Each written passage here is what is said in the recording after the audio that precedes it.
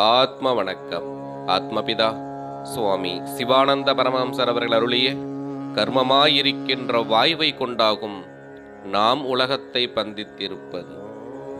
கர்மமாயிருக்கின்ற வாய்வை கொண்டு எவ்விதமாகும் உலகத்தை பந்தித்திருக்கிறது என்பதை சொல்லுகிறோம், கேட்பீராக. எட்டுக்கால் பூச்சி என்று சொல்லப்படுகிற ஜீவியானது ஒரு வலை கட்டுகிறது. அந்த வலையானது அது இருப்பதற்கும் அதனுடைய ஆகாராதிகளை சம்பாதிப்பதற்கும் மற்றும் உள்ளதாகும். அந்த வலை கட்டினது எதனால் என்றால் நூலை கொண்டாகும் என்று நமக்கு தெரிகிறதல்லவா.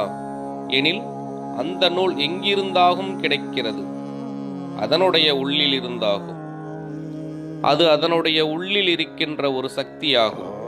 அந்த சக்தி ஒரு பசையாகும். அந்த சக்தியாயிருக்கின்ற பசை கொண்டு நூலாக்கி அந்த நூலை கொண்டு முன் சொன்ன வலையாயிருக்கின்ற உலகத்தை சிருஷ்டித்து அதனுடைய ஒரு பாகத்தில் அந்த ஜீவி இருக்கின்றது. அதில் ஏதேனும் ஜீவிகள் அகப்பட்டால் அவற்றை பிடித்து தின்னவும் செய்கிறது.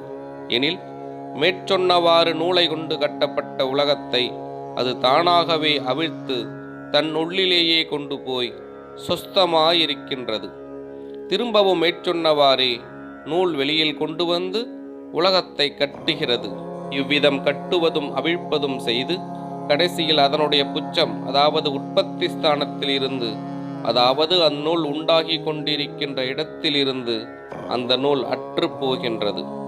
அப்பொழுது தான் கட்டியிருக்கிற உலகத்தில் தானே விழுந்து சாகிறது. எனில் அந்த நூல் வெளியில் வந்ததில் சிறிது தூரத்தில் இருந்து அருந்து போனால் அந்த அருந்த துண்டோடு பசையாயிருக்கின்ற நூலை இணைத்து சேர்த்து கட்டவும் அவிழ்க்கவும் செய்யுமாயிருந்தது.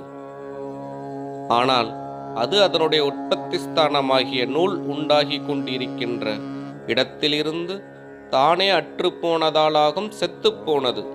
எனில் தன்னுடைய சக்தியாயிருக்கின்ற பசையான நூலை வெளியில் விடாமல் உள்ளேயே வைத்து கொண்டிருந்தால் ஒரு காலும் நசிப்பதில்லை. அதை தன்னுள்ளே நிறுத்தாமல் வெளியில் விட்டதாலாகும் அதற்கு நாசம் வந்தது. அதை போலவேதான் நமக்கு கர்மம் என்று சொல்லுவது வாய்வாயிருக்கின்ற நூலாகும். அது எவ்விதமென்றால் நம்முடைய ஜீவசக்தியான வாய்வாயிருக்கின்ற நூலை நாம் வெளியில் விட்டு உலகத்தை கட்டி அந்த உலகத்தில் மோகாந்தக்காரர்களாகி தன்னை தான் அறியாமல் நான் மிகவும் சமர்த்தன், நான் ஸ்தானி, உயர்ந்த ஸ்தானமுடையவனாகும், நான் மானி ஆகும், செல்வந்தனாகும், உயர்ந்தவனாகும், பண்டிதனாகும் என்றும் மற்றுள்ள அனைவரும் தாழ்ந்தவர்களாகும் என்றும் அபிமானித்து ராகத்வேஷம் முதலான துரபிமானத்துடன் கூடியிருக்கின்றோம்.